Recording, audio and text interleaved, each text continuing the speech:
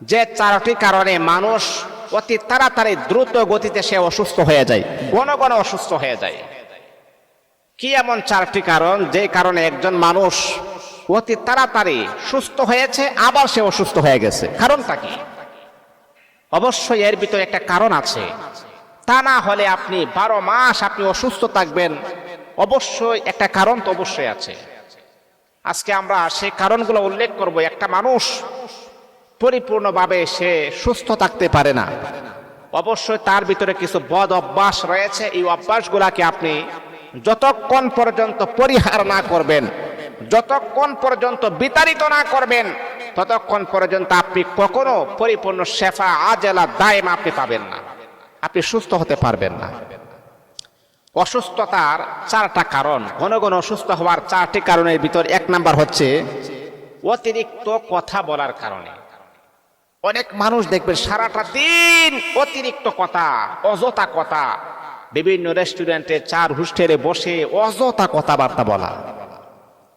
ঘন ঘন কথা যারা বলে দেখবেন তাদের শরীর থেকে শক্তি বের হয়। এই যে আপনি কথা বলতেছেন অথবা আমি যে কথা বলতেছি, আমার কি শক্তি যাচ্ছে না? শক্তি প্রয়োগ হচ্ছে, শক্তি ব্যবহার হচ্ছে। অতিরিক্ত কথা বলার কারণে মানুষটা দেখবেন অতি তাড়াতাড়ি সে আবার অসুস্থ হয়ে পড়ে। আমার নবী বলেছেন, তোমরা কম কথা বলবা, কাজ করবা তোমরা বেশি, ইবাদত করবা তোমরা বেশি, কিন্তু কথা বলবা তোমরা কম। এমন কথা বলবা না যে কথা বললে আর দেখবেন দুনিয়ার নিজাম আর দুনিয়ার নিয়মটা দেখবেন, যে মানুষটা অতিরিক্ত কথা বলে সেই মানুষটাকে মানুষের মেন্টাল বলে, পাগল বলে, তার কথার সম্মান থাকে না। দুনিয়াতে আপনি লাঞ্ছিত হবেন, দুনিয়াতে আপনি অবহেলিত হবেন। আপনি যখন অতিরিক্ত অতিমাত্রা যখন কথা বলবেন, তখন মানুষ আপনাকে শ্রদ্ধা সম্মান ভক্তি আপনার উপর থেকে নিয়ে যাবে, আপনাকে আগের মতো আর কেউ করবে না।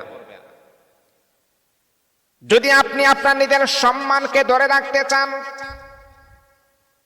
তাহলে 1 নম্বর কাজ হলো, যদি আপনি অতিমাত্রা কথা বলেন তাহলে আপনি কখনো আপনার সম্মানকে ধরে রাখতে পারবেন না। অতিরিক্ত কথা বলা বন্ধ করতে হবে। যেই মানুষটা কম কথা বলে, যেই মানুষটা দেখবেন অতি কম কথা বলে, ওই মানুষটাকে দেখবেন সমাজের মানুষ মূল্যায়ন করে। আর সে যেই কথাই বলক না কেন, যেই কথাই সে মুগ্ধা বলে না কেন, সেটাই কিন্তু সত্য বলে। এই জন্য অনেক সময় দেখবেন অনেক মানুষ বলে ওই মানুষটার কথার বড় ওজন আছে, কারণ হলো সে কথা কম বলতে পারে, কিন্তু যাই বলে সে কল্যাণের জন্যই কথা বলে। সারাদিন আপনি কথা বলতেছেন বলতেছেন বলতে আছেন, মানুষ বলে আরে এতে একটা মেন্টাল, সে বেশি কথাই বলে। আপনার ওজন কমে যাবে, আপনার সম্মান কমে যাবে, আপনাকে মানুষ শ্রদ্ধা করা বন্ধ করে দিবে। অতিরিক্ত কথা বললে আপনি অসুস্থ হয়ে যাবে, এটা হচ্ছে উল্লেখযোগ্য একটা কারণ। 2 নাম্বার হলো যেই কারণে একজন মানুষ তাড়াতাড়ি অসুস্থ হয়ে যায়, যেই কারণে একজন মানুষ ঘন ঘন অসুস্থ হয়ে যায়। 2 নাম্বার যে কারণ হলো, আল্লাহর রাসূল সাল্লাল্লাহু আলাইহি ওয়াসাল্লাম বলেছেন, মানুষ যখন মানসিক অশান্তির ভিতরে যখন তাকে, দুশ্চিন্তা যখন তাকে ঘিরে ধরে, দুশ্চিন্তা তার ভিতরে আসার কারণে, মানসিক চাপ তার ভিতরে আসার কারণে অনেক সময় দেখবেন ইয়াং জেনারেশন, ইয়াং একটা ছেলে দেখবেন স্ট্রোক করে ইন্তেকাল করেছেন। মানসিক চাপ যখন তার ভিতরে চলে আসে, দুশ্চিন্তা যখন তার ভিতরে চলে আসে, তখন দেখবেন একটা মানুষ অতি দ্রুত গতিতে অসুস্থ হয়ে যায়, স্ট্রোক করে, হার্ট অ্যাটাক করে। এর কারণ হলো সে মানসিক চাপের ভিতরে আছে। মানসিক চাপ এবং দুশ্চিন্তা মানুষের জীবনটাই শেষ করে দেয়। এই জন্য প্রতিটা মানুষেরই কিন্তু দুশ্চিন্তা, মানসিক চাপ অবশ্যই আছে। তারপরে সেটাকে হালকা করে আমাদেরকে দেখতে হবে। গর্জিয়াস ভাবে যদি আপনি দেখেন তাহলে কিন্তু আপনার বিপদ আসবে।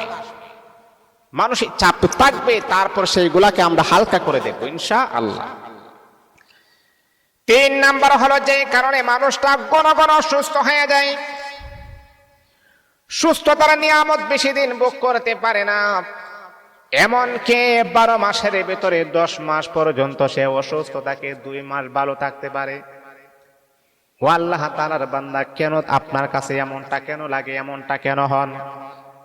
ঘন ঘন অসুস্থ হওয়ার 3 নাম্বার যে উল্লেখযোগ্য কারণটা হলো, নবী বলেন, যা অতিরিক্ত অস্বাস্থ্যকর যারা খাবার খাবে, যে খাবার আপনার শরীরের মধ্যে শক্তি যোগাবে না, যে খাবার খেলে আপনার শরীরে কোনো উপকার আসবে না, এমনকি বেশি বেশি বাজা পোড়া খাবার যখন আপনি খাবেন, আপনার পেটের ভিতরে অতি তাড়াতাড়ি অসুস্থতার নিয়ামত পেয়ে যাবেন। খাবারের কোনো বাস নাই, যা মন চায় আপনি তা খাইতেছেন, যা মন চায় আপনি তাই খাবার গ্রহণ করতেছেন, তাহলে মনে রাখতে হবে আপনি অসুস্থ হয়ে যাবেন তাড়াতাড়ি। মেডিকেল সায়েন্স তারা বলেছেন, মানুষ যখন প্রোটিনযুক্ত খাবার যখন সে খাবে, আল্লাহ পাক তাকে সুস্বাস্থ্যের অধিকারী বানায় দিবেন। তার শরীরের মধ্যে শক্তি আসবে, তার শরীরের মধ্যে প্রবণতা আসবে, শক্তি সঞ্চার হবে। আর একটা মানুষ যখন দুর্বল হয়ে যায়, তখনই কিন্তু তাকে অসুস্থতা তাকে গ্রাস করে তাকে ধরে। এই জন্যে প্রোটিনযুক্ত খাবার খেতে হবে, ডাক্তারের পরামর্শ অনুযায়ী খাবার খেতে হবে, শাকসবজি বেশি খেতে হবে, তাহলে আপনি সুস্থতার নিয়ামত আপনি পেয়ে যাবেন। 4 নাম্বার হচ্ছে অতিমাত্রা যারা ঘুমালে, যারা অতিরিক্ত ঘুমায় অথবা কম ঘুমালে, আপনাকে মিনিমাম 5 থেকে 6 থেকে 7 ঘন্টা আপনাকে ঘুমাতে হবে। আজকে অনেক যুবক আছে সারা রাত আমরা ফেসবুক, ইউটিউব, বিভিন্ন সোশ্যাল মিডিয়াতে আমরা পড়ে থাকি। আল্লাহ পাক রাত দিয়েছেন বান্দাকে রেস্ট করার জন্য, আরাম করার জন্য দিয়েছেন না? দিনটাকে দিয়েছেন আলোময়। এই দিনে আমার বান্দা ক্লান্ত পরিশ্রম করে তার রুজি ইনকাম করবে, আমার বান্দা রিজিক তালাশ করবে, সেই জন্য আমি আল্লাহ দিন দিয়েছি। আর রাতকে আমি আল্লাহ দিয়েছি, আমার বান্দা দিনের বেলা পরিশ্রম করেছে, রাতের বেলা সে রেস্ট নিবে। রাতের বেলা যখন আমার বান্দা ঘুমাবে, সারা দিনের অক্লান্ত পরিশ্রম আমি আল্লাহ সাথে সাথে সবকিছুকে আমি আল্লাহ ঠান্ডা করে দিব। আল্লাহু আকবার। আল্লাহ পাক রব্বুল আলামিন রাত দিয়েছেন বান্দাকে রেস্ট করার জন্য, বান্দার ক্লান্তি দূর হওয়ার জন্য। আমার আল্লাহ রাত নামক মহা দৌলত আমার আল্লাহ দিয়েছেন, কিন্তু রাতের বেলা আমরা সারা রাত আমরা ফেসবুকে আমরা থাকি, সারা রাত আমরা সোশ্যাল মিডিয়াতে আমরা থাকি। তাহলে আমাদের স্বাস্থ্য কিভাবে সুস্থ থাকবে? স্বাস্থ্য যদি সুস্থ রাখতে চান, তাহলে অবশ্যই আপনার দায়িত্ব হলো আপনি রাতের বেলা ঘুমাবেন, দিনের বেলা আপনি পরিশ্রম করবেন। আর যদি আপনি বেশি ঘুমান, তাহলে আপনি অতি তাড়াতাড়ি অসুস্থ হয়ে যাবেন।